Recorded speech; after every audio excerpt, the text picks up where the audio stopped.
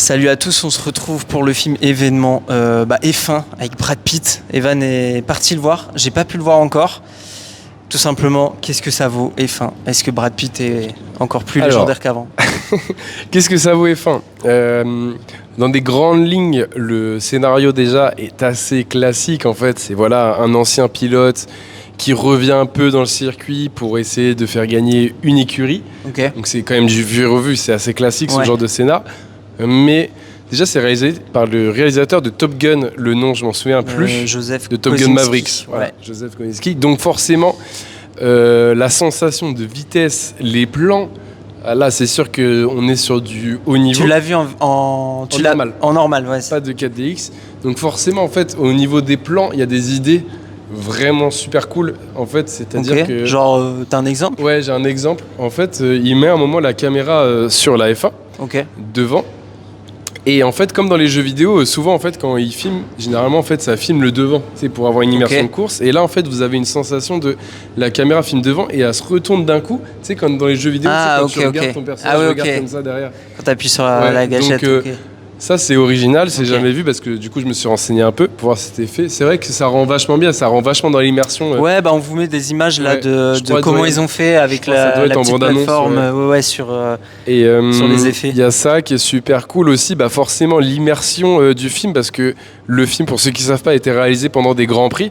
Donc en fait, pendant des vraies courses où c'était pendant des contre-la-montre, je crois. En fait, ça a été vu avec Là j'ai une question du coup. C'était fait avec la F1 et en fait ils se sont dit tiens, pendant 4 tours de contre-la-montre vous avez 4 tours pour faire vos rushs et après par contre vous dégagez. Donc, pas de fond vert, de trucs comme ça. Non. Du coup.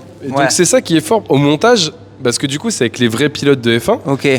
Donc parce qu'en fait les pilotes ils roulaient normalement pendant 4 tours mais du coup ils arrivent quand même à faire une course en mode Verstappen est derrière, Verstappen est devant avec une logique parce qu'en vrai ça fait réaliste, du coup t'as l'impression que c'est de la vraie F1 pourtant c'était mal barré quand on te dit t'as juste 4 tours pour filmer ta course et puis basta tu vois. D'accord, ils se sont en fait incorporés dans un truc existant du coup. C'est ça, par exemple ils ont été je sais pas à Spa, la course de Spa et voilà pendant 4 courses pendant 4 tours pendant les contre-la-montre t'as Brad Pitt qui se met dans la course donc c'est dangereux quand même. Lui il conduit avec une F2.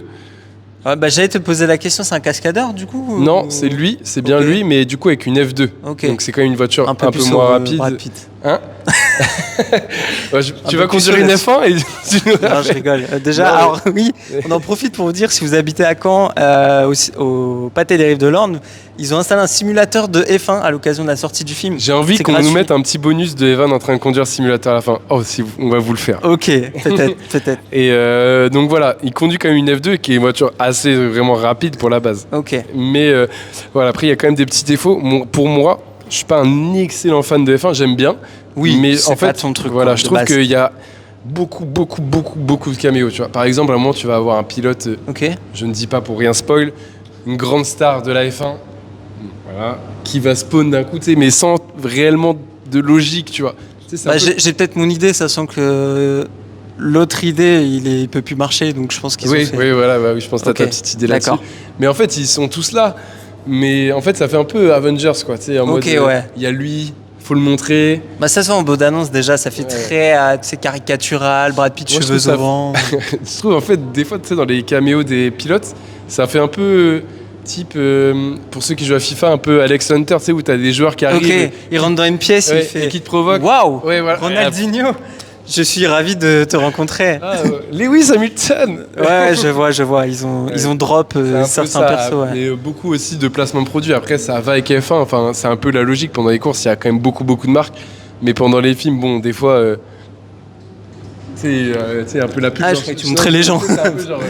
ils ont financé le film. Mais voilà. Mais sinon, je le conseille quand même grandement parce que les sensations. Je pense qu'en 4DX derrière, parce qu'on est au Pâté des Rives, ils font la 4DX. Pour ceux qui sont à Caen, allez le voir en 4DX. Je pense que ça doit être une expérience. C'est ça. Jusqu'au 4 juillet, vous avez la fête du cinéma, donc vous payez 13 € en tout cas au Pâté. Ça doit être une expérience quand même beaucoup.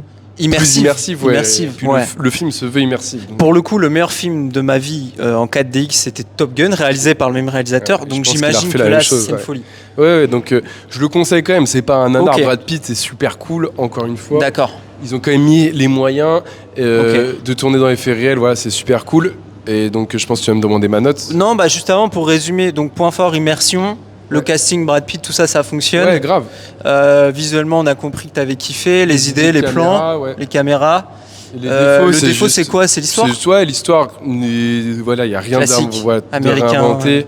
C'est un peu classique et les caméos un peu forcés des fois, sans réellement de logique. Tu vois, si ils sont là, c'est pas grave, avec un peu plaisir. Too much, du coup. Mais voilà, mettez-les avec des vraies conditions, tu vois. Ok, ça marche.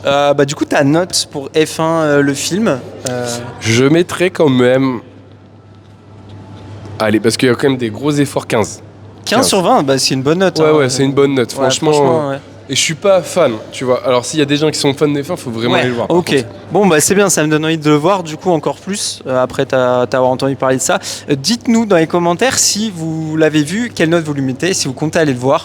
Ouais, dites-moi si je suis fou aussi. Hein. Et surtout, les fans de F1, est-ce que le film, pour vous, est réaliste? Parce que nous, on n'y connaît rien. Bah ouais, c'est ça en fait. C'est qu'on. Tu vois, si c'était un film de basket, je pourrais juger. Mais là, vu que j'y connais pas, tu vois, c'est des fois les réalistes sur les virages ou quoi, pendant les courses, c'est vrai que j'ai pas trop les références, quoi. Voilà, effectivement. On se retrouve bientôt pour quel autre film? Parce qu'il y a plein de trucs qui sortent en juillet. On vous a fait une vidéo là-dessus. Ça va sûrement être Jurassic World. Ah, Jurassic World le 4 juillet. Ouais, ça va être Jurassic World, je pense. Bon, allez, on fait des bisous. Pensez à vous abonner et puis à très vite.